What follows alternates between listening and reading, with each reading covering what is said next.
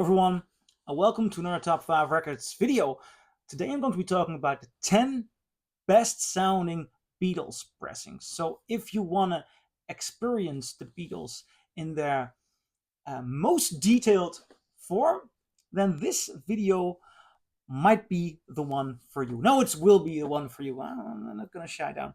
Um, I'm specifically looking at the sonical quality. So I'm not talking about which mix is better than the other one, because most of the people prefer the mono mixes. There was more time and attention put into that. Yet in this video, I'll also be talking about some stereo pressings, because sometimes the clarity on them just beats the mono one. That doesn't mean the mix is better. It's just a matter of clarity. But without further ado, I'm going to kick it off with on number 10.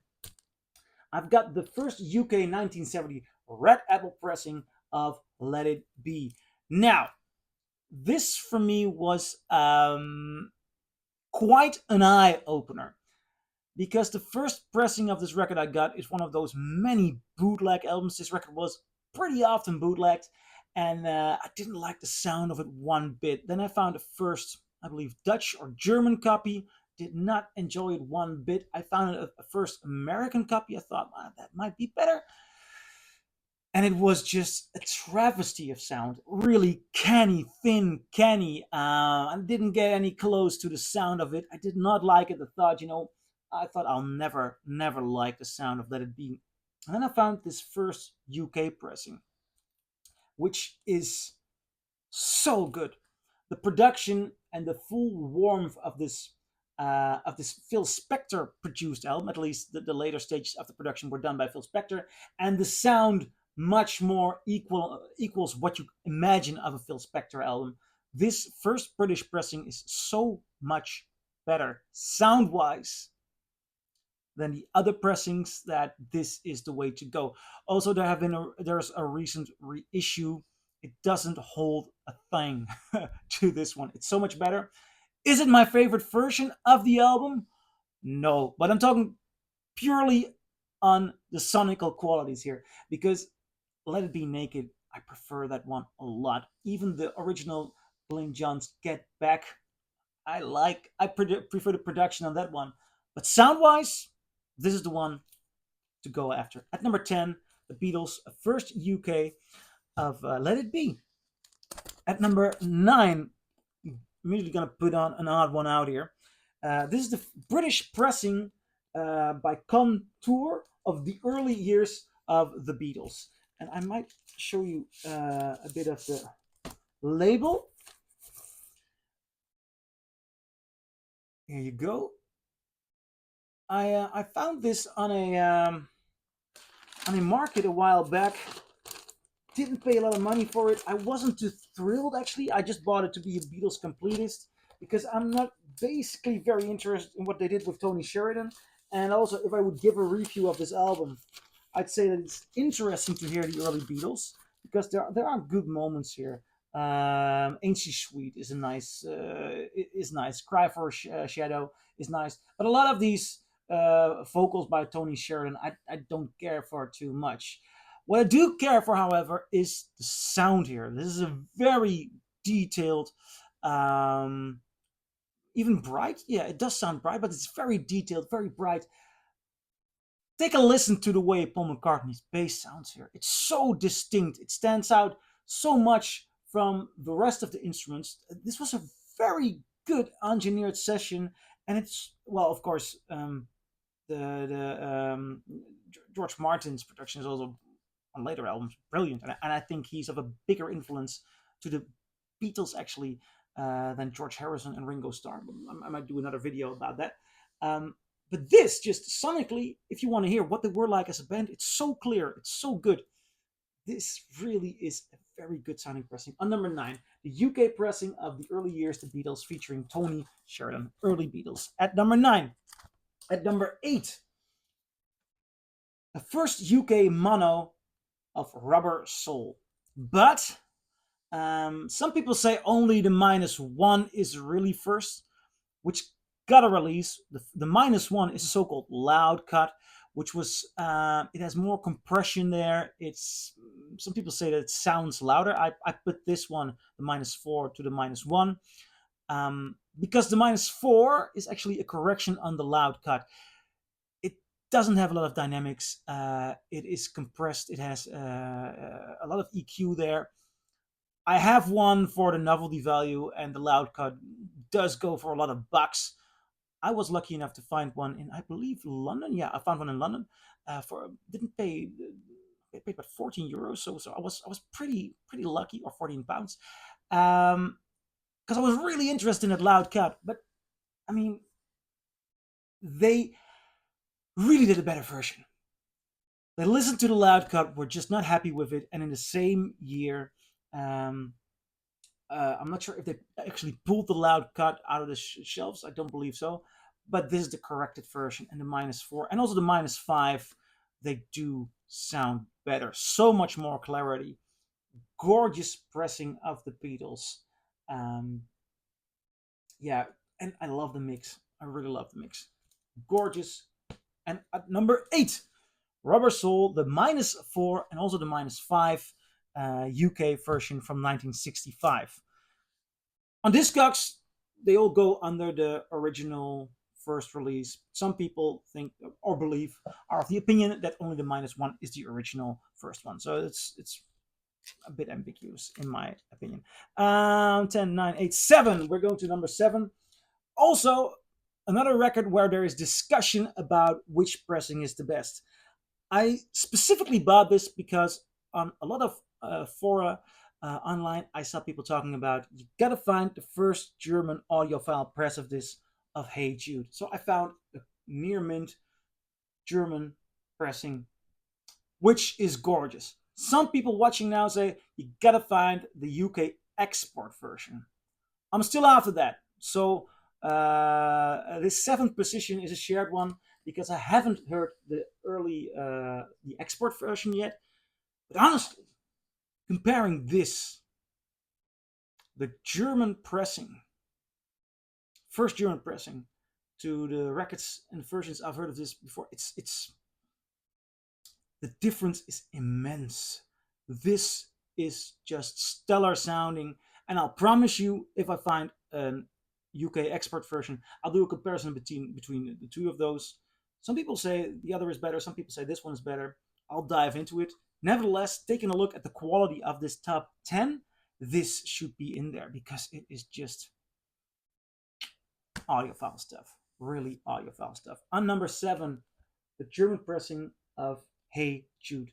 And for people who do not know about Hey Jude is basically a compilation of the songs that did not make it on the albums in the UK back then.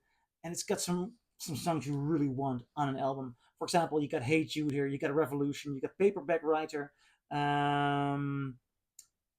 got Lady Madonna, you got Don't Let Me Down, The Ballad of John and Yoko, you got Rain, love Rain. You also got Old Brown Shoe. Not too thrilled about Old Brown Shoe, but it's the last song on the album, so don't worry about it. On number 7, first German of Hey Jude. At number 6, the Beatles For Sale, the stereo version, the tube cut stereo version. This is not one of those albums a lot of people really love. I think it's one of the underestimated Beatles albums. I think it's really really good. Because there are certain songs on there in which they just exceed expectations. I'm a Loser, for example. Rock and Roll Music, I like that one. I'll Follow the Sun is a masterpiece. Mr. Moonlight, just some of the songs. Thing is, the Tube got stereo version of this. Both the original release as the 70s reissues, they sound so gorgeously clear. Now, I love the mono mixing on this. The mono mix is so powerful, it's so gorgeous. But the stereo is bright, clear, detailed, and nuanced, and you're really listening to the full quality and, and dynamics of these instruments. I love it. At number 6, the Beatles For Sale, the UK stereo, which goes both for the original run and the 70s run. Now, we're getting into top 5 territory. And Yeah, I've been switching some of the titles at the last moment, but I'm gonna do another Rubber Soul here. And what I have here is Rubber Soul from the 70s on the UK 70s reissue. Now, I paid about $10 for this. I thought I'm gonna buy it just to be completist. I want to have a stereo version of this album. I did not expect a lot of it because I was really after the -4, -5 that I've been telling you about. I love the mixing of the mono version. Again, I love the mixing of the mono version. But the quality, the sheer quality of this Rubber Soul is just stunning. It's so clear, beautifully bright. And while I expected that this would lack the punch that the mono one has, it does not lack it. It is so clear. The drums are so beautifully present. The bass sounds just beautiful, bright, and stunning. The only thing that this record is less in a lesser way is the panning in the stereo mix. That's the only thing to bother because otherwise this is a perfect reproduction of these instruments. The sonic qualities are really really out there. It's amazing. The UK 70s reissue of Rubber Soul. It's spectacular. If you find one, be sure to take it home. Even if you're a monophile, you gotta experience it. I mean, it's just listening to it. I find it rare to experience the Beatles in this quality, this beautiful direct quality. So at number 5, Rubber Soul, the 70s stereo reissue. Number 4, this is the stuff where legends are made of. Die Beatles, Please Please Me und andere Knüller. Um, which is, of course, their first album, Please Please Me, but in the German reissue by Herzu. Now, Herzu is an interesting story. I made a video about that as well. Herzu was actually a sub label in Germany that specialized in basically cheap records for young girls. I told my father about finding this one, the Beatles Herzu, and my father said, "You're buying Herzu?" My, we lived near the German border. He said, "Oh, these Herzu records." I thought I'd never buy them because I'm not a little girl. And basically, in the 70s, my father was indeed not a little girl. Still, my father is not a little girl. He grew older. And I said, "Yeah, but the thing is, somebody cutting this just took the stereo masters, threw off all the equalizing that you would do for a record, or not all the equalizing. I suppose there is some equalizing, and they give you a representation of what the Beatles sound like. It's nothing like the equalized version that is out there. I love the mixing on the mono one. I like the full, warm, rough sound of it. But this is so detailed and nuanced. It's as if the original UK mono is a black and white picture, which you adore because black and white is stylish. It gives atmosphere. It gives everything you desire. Versus a 17 millimeter color photograph of this, which might take away some of the magic, but it does give you an impression of what it was like to be there. It's so clear. It's so detailed. It's just one of those records which make you feel like a time machine, as if you're there. It's so good. I mean, really, if you find a copy of this and you put it on, it's just unbelievable that this is out there, that they made it this early. So on number 4, the Herzu pressing of Die Beatles, Please Please Me und andere Knüller. And we're going to the number 3. And again, I have to explain just the way I did with the Hey Jude, because I listened to something that is stunning. There's some debate amongst what is the best one. Here I have a first UK near mint actually, at least the vinyl is near mint. near mid minus. First UK stereo of Sergeant Pepper's. Now, again, I prefer the mono mix. I think the mono mix is pretty good. But the sound, sonically, this one is even better. First UK stereo. Now, having said that, I think the first UK is at its right place at the list. It's gorgeously detailed, beautiful sound. Yet, there are completists who have experienced something I might likely not experience. There have been some special pressings made. One in 1982 in Australia and one in 1983 in the UK. I believe it was by the same company that specialized in classical records, and they made an audiophile improvement that even, that's what the rumor says, goes beyond this one. Thing is, if you ever find one, both of them go for about 1,500 to 2,000 euros. I do not have that amount of money. And listening to this, it's hard to imagine it sounding better. Supposedly, these two, coming from the same master, the Australia and the UK one, supposedly they sound better. I'd love to hear one any day. So if you've got the budget, go for that one. If you haven't, I am really falling in love with this. It's such, again, it's a matter of detail. It's bright, it's good, it's great. The first UK stereo of Sergeant Pepper's Lonely Hearts Club Band, with a special note that there are supposedly better sounding ones out there, the 82 Australia and the 83 UK one. Going to the second place. I had this one ultrasonically cleaned about a month ago, and it's like, listen to that, it's like a birthday present. This is the first UK, obviously stereo, because I don't think there is not a, well, there is not a dedicated mono mix. I'm sure about that, but perhaps there might be labels that did a full down mono mix. I'm not sure about it. At least the first UK one, the first UK stereo of Abbey Road. Man, is this good?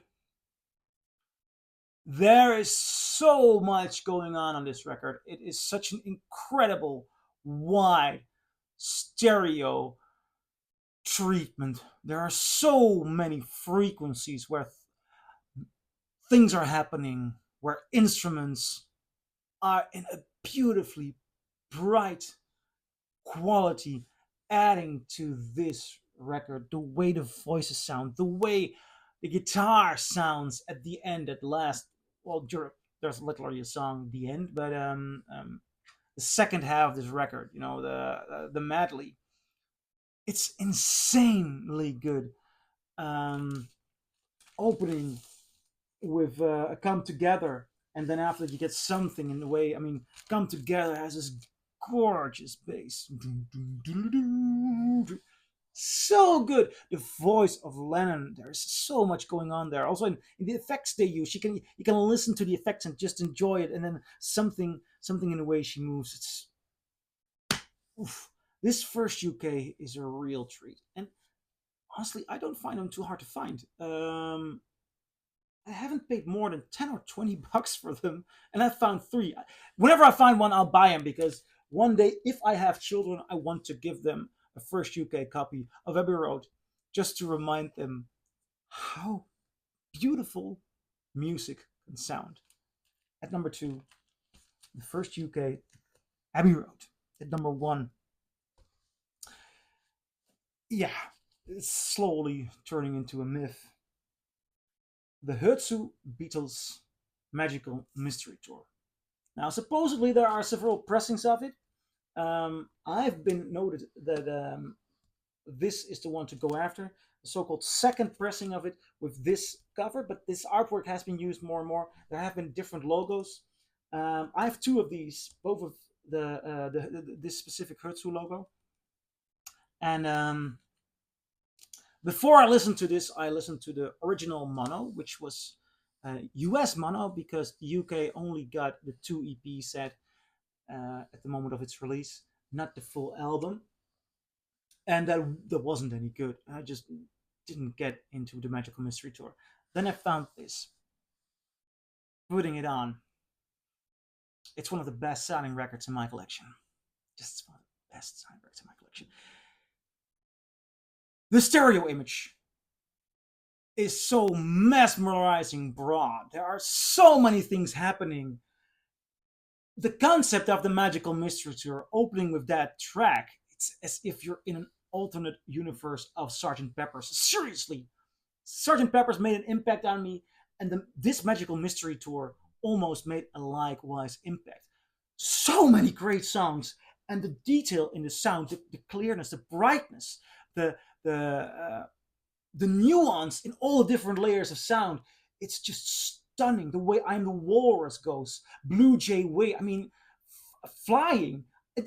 It's just an pure enjoyment of the texture of sound with great, really great songs. You got Hello Goodbye, you got Strawberry Fields Forever, Penny Lane, Baby You're a Richmond, All You Need Is Love. It brings tears to my eyes the way it sounds here. Ah, oh, it is that I have to go to an appointment, or else I would be putting this on. I'm putting it aside. I'm going to put it on later on. This is stunning. It really is. So, this is the list. I'll give you a quick glance here. Um, 10 of, no, the 10 best sounding Beatles pressings. So I'm curious, what do you think? Do you agree? Do you disagree? Or do you have a rare gem that I missed out on? Please leave a comment below and I'll see you in my next video. Bye.